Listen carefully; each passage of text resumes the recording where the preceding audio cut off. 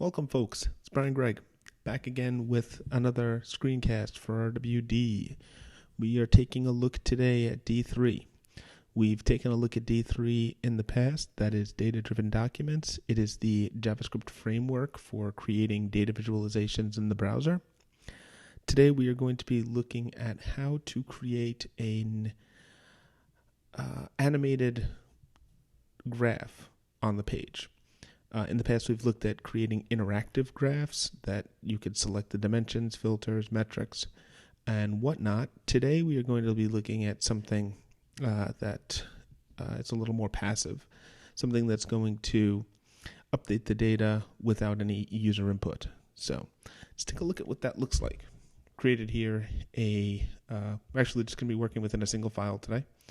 Created an HTML template here, which we'll be using to display our data. We've got our div here with an ID of graph. We'll be taking that later and targeting it for our SVG element, which will contain our data visualization. We've got our CDN reference to D3 here.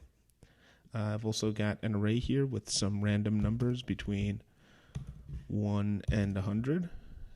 And these are what we'll be using to populate our data visualization.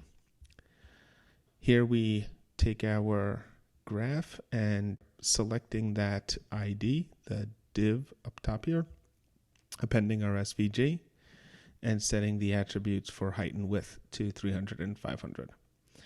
Now, just to reiterate what we've discussed before, when we're creating a D3 graph, we want to break it up into these different modules here. We want it to have an update step, an enter step, and an exit step. And we are going to create a function called refresh, which refresh is going to update, enter, and exit. So it's going to call each of our three functions. And we'll be able to call that repeatedly every time our data is updated so that we can create an animated visualization. Within our update, enter, and exit functions, the update function is going to select all of our rectangles on the page. Initially, we're going to have none, but we'll be appending those rectangles in the enter step. We are going to be binding those to our array. The array is the array of random numbers that we set up top here. And we'll be creating a bar chart for each of the nodes in that array. If you are interested, you can always go and take a look at my other video on how to create bar charts. It'll explain what a lot of this is doing here. Our enter function is going to be very similar, except it's actually going to append the rectangles to the page. So the update is going to bind our data to the individual elements, and our enter step is going to actually append them to the SVG. And our exit step is just going to be for cleanup. Now, what do we want to do to actually create an animated visualization? One way to do it is just using a set interval. So there's obviously many different ways that you can create animated visualizations on the page.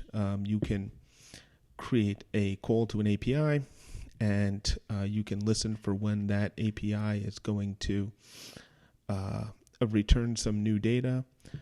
You can have something server-side that's going to inject things via AJAX. But just for simplicity here, we are going to create a set interval function, and that set interval function is going to execute every 1,000 milliseconds or every second. And all it's really going to do is it's going to take our array and it's going to shift it over.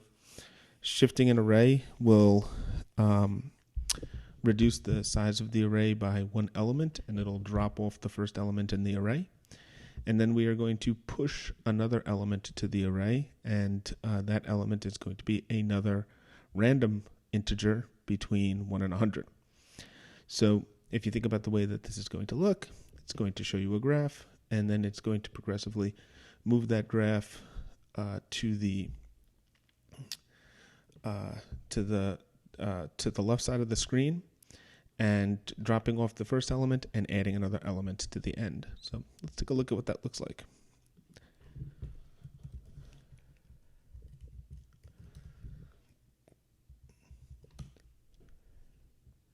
And here we go. So as you can see, we had our initial set of elements. It is every second updating that array. It is dropping off an element off the front of that array, pushing another element to the top of that array, and refreshing the page.